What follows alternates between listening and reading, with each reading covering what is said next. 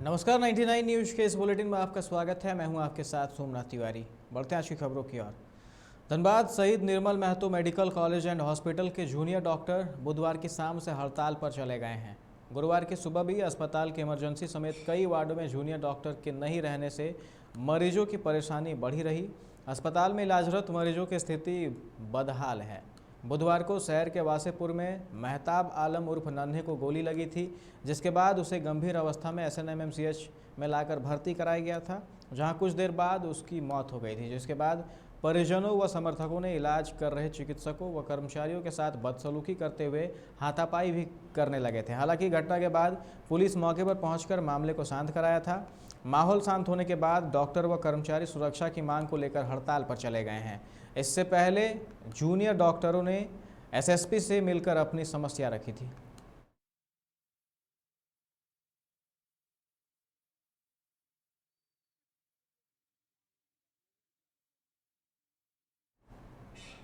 रांची में एक निर्दयी मां अपने दूधमुहे बच्चे को जन्म के साथ ही छोड़कर भाग गई।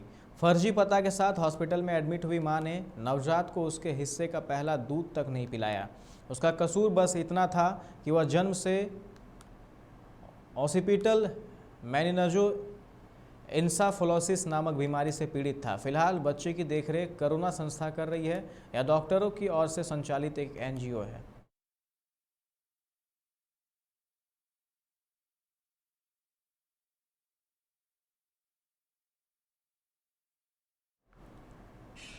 भारत की कम्युनिस्ट पार्टी माओवादी की ओर से बुलाए गए 4 राज्यों में बंद का आज आखिरी दिन है। झारखंड पुलिस की ओर से रेलवे और सड़क यातायात को लेकर विशेष अलर्ट जारी किया गया है। इसके अलावा नक्सल प्रभावित इलाकों में मौजूद सुरक्षा बलों को लगातार सर्च अभियान चलाने के निर्देश दिए गए हैं। 72 घंटों के नक्सलियों की ओर से दूसरी बार बंद का आह्वान किया गया। गत 20 नवंबर को भारत बंद की घोषणा की गई थी। झारखंड के लोहरदगा में कुडू लोहरदगा मुख्य पथ पर दर्दनाक सड़क हादसे में 2 लोगों की मौत हो गई। टाटी गांव के समीप अज्ञात वाहन की चपेट में आने से मोटरसाइकिल सवार 2 युवकों ने घटनास्थल पर ही दम तोड़ दिया। मरने वाले युवकों में से एक स्प्रिंग डेल एकेडमी स्कूल का कर्मचारी था।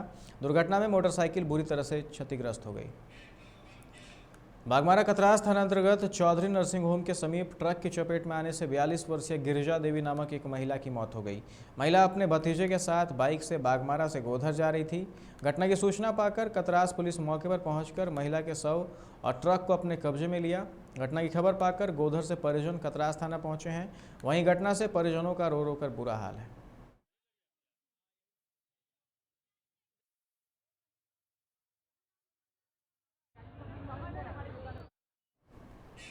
भाजपा छोड़ तृणमूल में शामिल हुए बाबुल सुप्रियो आज पहली बार अपने संसदीय स्थल आसनसोल पहुंचे हैं। आसनसोल में वे पहले की तरह ही अपनी कार छोड़ पुराने अंदाज में मोटरसाइकिल से पहुंचे, जिनका तृणमूल कार्यकर्ताओं ने जोरदार स्वागत किया। बाबुल ने कहा कि वह अपने जीवन में जो भी करते हैं वो दिल से करते हैं। जब भाजपा में थे तब दिल से थे, जब उन्होंने भाजपा छोड़ा तो दिल से छोड़ा। इसके अलावा उन्होंने भाजपा में रहने के दौरान अपनी समस्या मीडिया के सामने जाहिर की।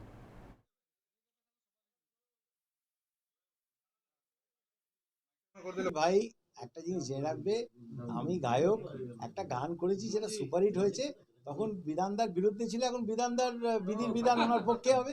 সেটা কখন হবে কি হবে সে নিয়ে তোমরা আলোচনা করতে থাকো। আমি না ভাই, কোনো কোনো হিট গানের লাইন আগে শোনাতে নেই, এই নিয়ম আমি ভাঙবো না।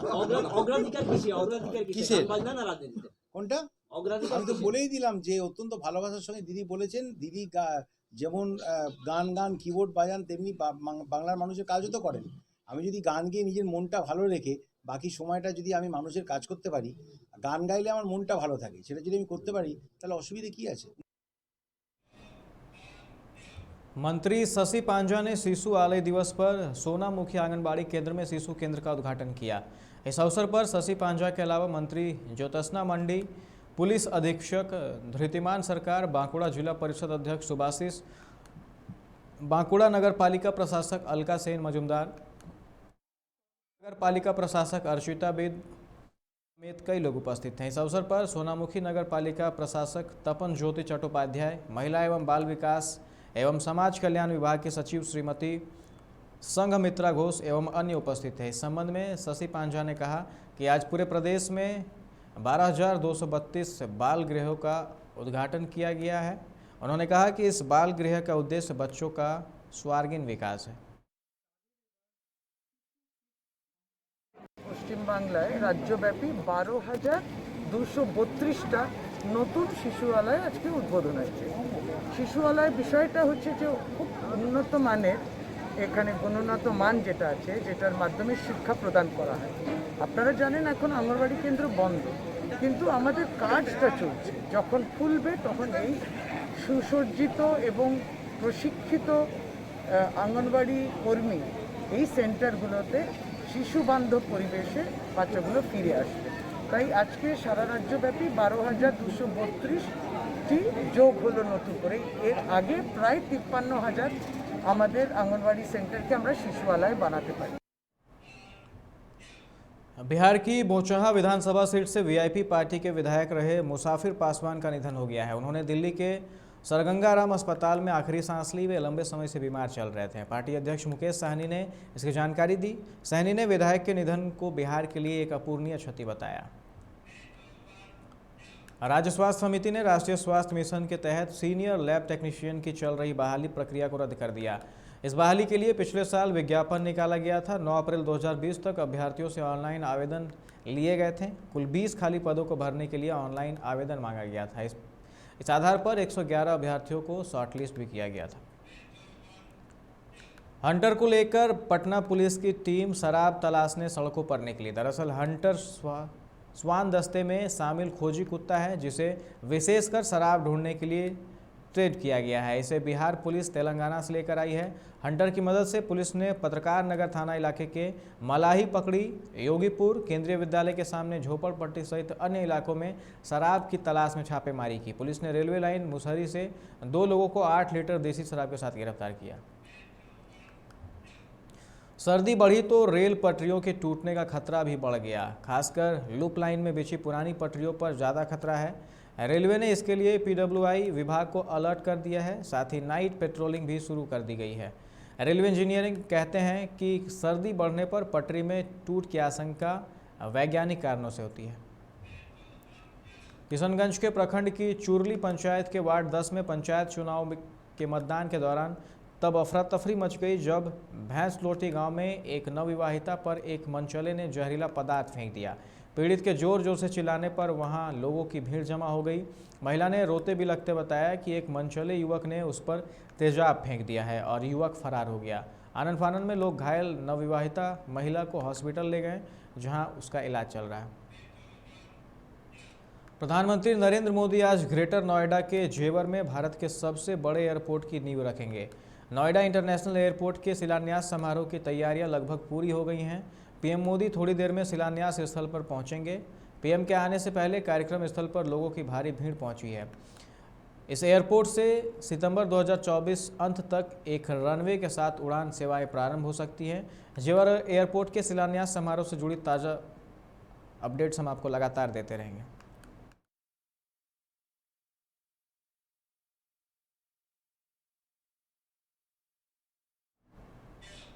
भारत, चीन और पाकिस्तान के रक्षा गठजोड़ पर करीब से निगाह रखे हुए हैं। भारत इस बात से भी वाकिफ़ है कि चीन ने हाल ही में पाकिस्तान को एक वॉरशिप सौंपा है।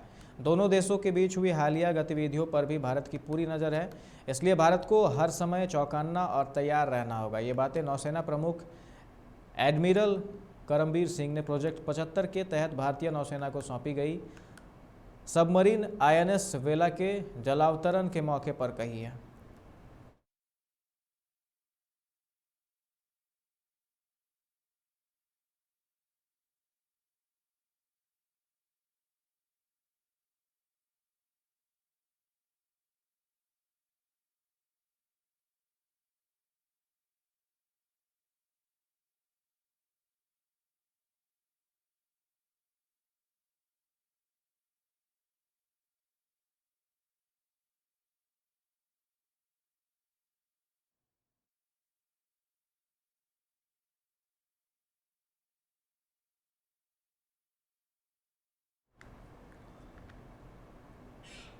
नई दिल्ली संसद के शीतकालीन सत्र के मद्देनजर कांग्रेस के पूर्व अध्यक्ष राहुल गांधी फिर से कोरोना को मुद्दा बनाने की कोशिश शुरू कर दी है। राहुल ने ट्विटर पर कांग्रेस के न्याय अभियान के तहत एक संक्षिप्त वीडियो में गुजरात के कोरोना पीड़ित परिवार का उल्लेख करते हुए सरकार से कहा कि हमारी दो ही मांग है, कोरोना के मृतकों के सही आंकड़े बताए जाएं और दूसरा, कोरोना के चलते अपने प्रियजनों को खो चुके परिवारों को 4 लाख रुपए मुआवजा दिया जाए। साइबेरिया के कैमेरोवा इलाके से भीषण अग्निकांड का मामला सामने आया है। जानकारी के मुताबिक यह आग इलाके में स्थित एक कोयला खदान में लगी है। घटना की जांच में लगी समिति ने गुरुवार को जानकारी देते हुए बताया कि अग्निकांड में करीब 45 मजदूरों के खदान में ही फंसे होने की आशंका है। बताया जा रहा है कि कैमेरोवा इलाके में स्थित लिस्ट वजनिया कोयला खदान में आग लगी है और अब तक करीब 70 मजदूरों को बचाव कार्य के तहत खदान से सुरक्षित बाहर निकाल लिया गया है। जबकि समिति द्वारा जारी एक बयान के मुताबिक शुरुआती जांच में सामने आया है कि जहरीले धुएं के कारण कई मजदूरों की स्थिति गंभीर बनी हुई है, लेकिन पीड़ितों की कुल संख्या के बारे में फिलहाल कोई जानकारी नहीं। फ्रांस से ब्रिटेन जाने की कोशिश कर रहे करीब 31 शरणार्थियों की बुधवार को मौत हो गई। ये सभी इंग्लिश चैनल पार कर रहे थे, तभी इनकी नौका पलट गई। फ्रांस के स्थानीय मेयर ने यह जानकारी दी है। शरणार्थियों के साथ हुए इस हादसे के बाद प्रधानमंत्री बोरिस जॉनसन ने आपात बैठक बुलाई और हादसे पर दुख व अफसोस प्रकट किया है। मछुआरों के अनुसार इस वक्त शांत समुदाय का फायदा उठाने के लिहाज से ब्रिटेन जाने वाले शरणार्थियों की संख्या सामान्य से अधिक थी। हालांकि पानी काफ़ी ठंडा है। एक मछुआरे ने जब खाली नौका को पानी में यूं ही तैरते देखा और उसके पास ही कुछ लोग दिखे, लेकिन ये सभी तैर तो रहे थे, लेकिन उनका शरीर बिल्कुल निष्क्रिय था। I just want to say that I'm shocked and appalled and deeply saddened by the loss of life at sea in the Channel. I think that the details are still coming in, but more than 20 people have lost their lives, as you know. And my thoughts and sympathies are first of all with the victims and their families, and it's an appalling thing that they have suffered. But I also want to say that this disaster underscores how dangerous it is to cross the Channel in this way.